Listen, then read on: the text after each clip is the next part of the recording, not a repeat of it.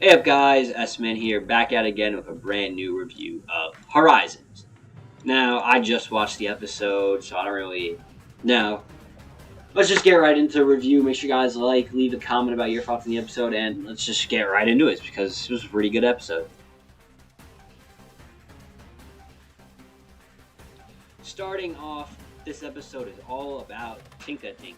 Finally, more development after the capture. But yeah, this episode starts off like the day after last week, where they get permission from the caretaker to go to the crystal pool. So Freed and the kids head off, and that's when we get an interesting question about Dot asking, hey, is no one else going to come with us? And that's when Freed actually says, oh yeah, others are in town doing stuff.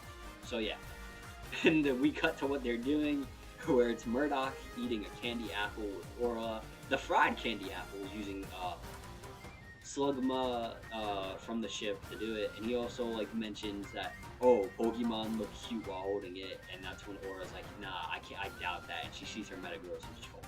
And we also get a really funny interaction between the Kitakami Nurse Joy and Molly, where Molly's all serious about the work and ready to treat all the Pokemon that got injured during the festival, and while the Kitakami's Nurse Joy is more laid back and being like, hey sis, why don't you sit back and relax. Basically semi even more confirmation that Molly is a rogue Nurse Joy, which have we even had that fully confirmed yet? I know it's been teased over and over again that Molly is like a disgruntled Nurse Joy, but I don't know if we're at 70 episodes in. I'm not 100% sure if that was 100% stated. I could be wrong, but yeah, let me know if you guys. Then we get one scene of Ludlow where where him and Quagsire are eating candy apples.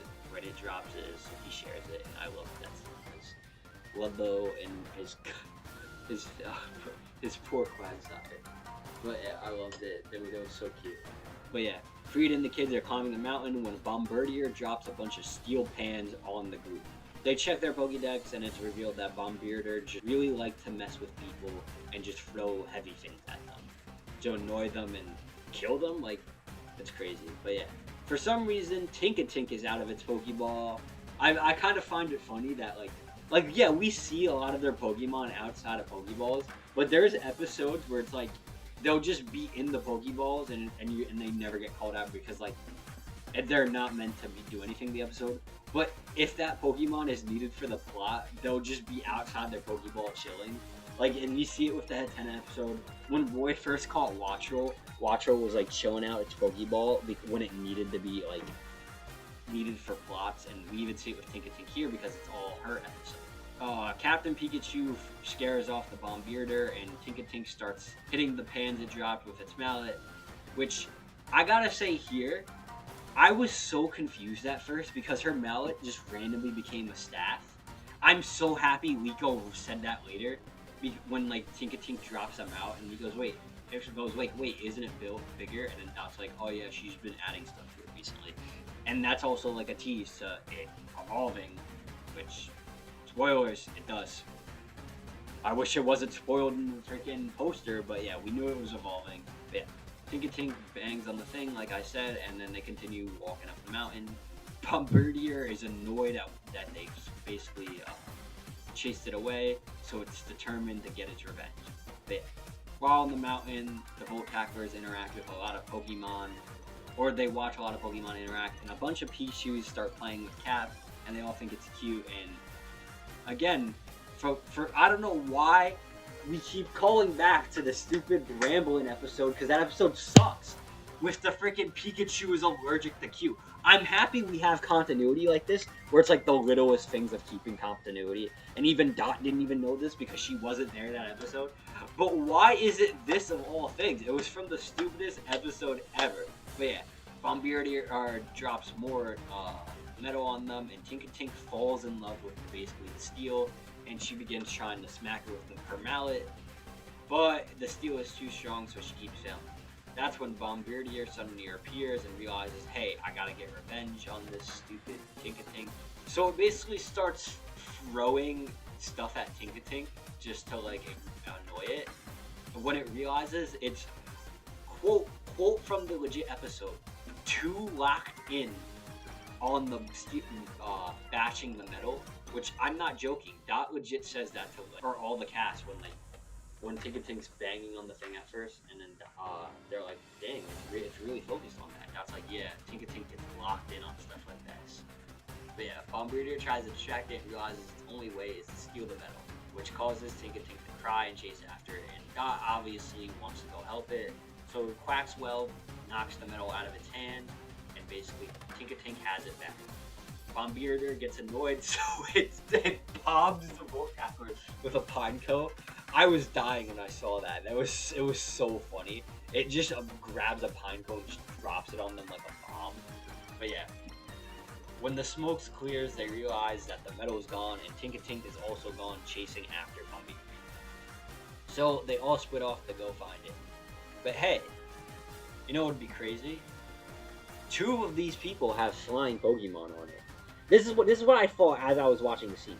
Hey, Freed and Roy both have a flying Pokemon. Why don't you guys hop on the backs of those things to go search for Tinkatink in the air? Because you're on a mountain, so you can only go so many places, and most of the time it's going to be up. And then that just got me even more thinking, why didn't they just ride Charizard to the Crystal Pool in the first place? Or kill a Watchword? But then I realized, let me not, because if I think about stuff like that, I'm going to hate this episode more, and I really like this episode. So yeah, moving on, Tinkatink interacts with a bunch of mountain Pokemon like Morpeko, looking for Bombirdier when it eventually finds its nest at least.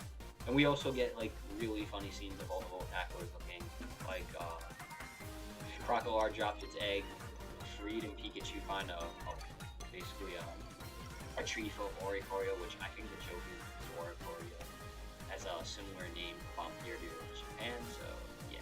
Like I said, she eventually does find the nest of the Bombirdier, and it's just a bunch of metal and stuff. She finds her thing and starts banging on it. So the Bombirdier goes to attack, that's when Dot decides she needs to go help protect her Pokemon and starts fighting Bombirdier. But there's something off about this Bombirdier where it just evolves in the wild here in Kitakami. I saw a lot of people confused about this, but like in the games, random wild Pokemon can terrestrialize depending on I think the Terra energy of that area. Like when they're more near crystals, they tend to just terrestrialize more. I think, no, that's not how it works in the games at least, but I think that's like the explanation, because I do remember like a while ago Gita and Cordell explained that some wild Pokemon do terrestrialize in like their quick little scene. But like here, they even mention later where Freed and Dot are talking about it, they're like, oh yeah, this kind of stuff happens in Paldea all the time. But here in Kitakami, it's so surprising, which it's definitely built up for the Crystal Pool, because in the games, we know the only reason the Crystal Pool or Kitakami as an entirety, for some reason, terrestrialization works there, but it's because it's the game. But the in-canon reason is the Crystal Pool, and is basically led to a spread of Terra crystals throughout the small little region, so terrestrialized Pokemon can exist. But yeah, Dot goes to send out her Terra Orb to fight it against Bombirdier, and that's when a second Bombirdier pops in, basically knocks the Terra Orb out of her hand, and she loses it. She's like, oh crap, gets all scared and like is like looking for the Terra Orb, and she doesn't even finish the battle. She just says, oh Quaxwell, do this. She's just giving random commands like while looking for the Terra Orb. But yeah, meanwhile Tinkatink is banging the thing more and more, and she finally finishes. Only to notice Quaxwell is getting knocked out by both these Bombirdier, and realizes she needs to step in to save her friends. But she can't lift her new mallet because of how heavy it is. So she, with all of her might, she pulls it, lifts it, and jumps into battle. And that's when she lets out a mighty cry and evolves into a Tinkatuff. Hey, I really like it. I like this evolution scene because like it shows like I really like the fact that we saw her finish the hammer before evolving. And one of the main reasons that build up to her evolving is because she made it too heavy and realizes, hey, I need to toughen up to lift this thing. So yeah, she evolves, learns Play Rough like Dot says, and her and Quaxwell, and Dot realizes she needs to lock in on the battle, so her and Quaxwell team up on the two Bombirdier, taking them out, and they fly off. thought cheers for Tinkatink's evolution while the rest of the Pole Cappers run into them. And the episode basically ends with them discussing what happened with the Bombirdier and deciding, alright, let's get to the Crystal Pool now. And a funny little joke of Tinkatink deciding to add even more stuff to her mouth. But yeah, overall, I really like this episode. It shows a lot of personality for Dot's Tinkatuff now. That I like the Pokemon, but like, and the story behind it, but it's kind of hard to tell in a game where it's like, oh yeah, when like certain Pokemon, like, especially with evolutions like this, where it's like her hammer gets bigger, so she has to like basically bulk up and evolve. Because like in the game, you obviously can't like have her slowly building a hammer like she has been in the anime. Even of a random item like the mallet, I'm so happy that we still see the mallet and the piece of metal in her hammer. Because like it's just like it's so fun to see like these Pokemon with like distinct things, because like this Pokemon uses random metal that it finds, and because this Tinkatink, her first mallet wasn't just a piece of metal she found in the wild, and it was instead something she stole from Dot, we can still see it to her in this day. But yeah, like I was saying, it's fun to see like her build up the hammer the whole episode and being too weak to fight with it, and her decide and evolving just so she can fight with it. Like, it's something we can't really see in the games that much of the development of the hammer, because we just level it up and it like evolves in that form. Like a lot of Pokemon like this. Like I also really like during Journeys, a few things I like about Journeys, with that battle where we see Sirfetch's weak break and then builds up, and basically it ties into the Pokédex entries in the game where it's like, oh, the weak breaks. When the weak breaks, it's ready to evolve the Sirfetch for battle. So yeah, we see that with the hammer, she's slowly building it up. Another thing, my really complaint is, like, I saw people saying, oh, Dot should catch Bombirdier. I don't really see why, especially if this Tinkatink evolved. But just in general, I feel like people should be catching more Pokemon. That's not complete about the episode, just in general. But yeah, overall, like I said, really good episode. I like seeing Tinkatink going up the hammer throughout the episode, and it was also like, I like how we got this episode of like timed, like the brief of them traveling to the Crystal Pool instead of just like, oh, we're at the Crystal Pool. Hi, Briar, drop us some lore. But yeah, I'm gonna give this episode an 8 out of 10. Really liked it. That was really all I gotta say. So yeah, make sure you guys leave a comment about your thoughts on the episode.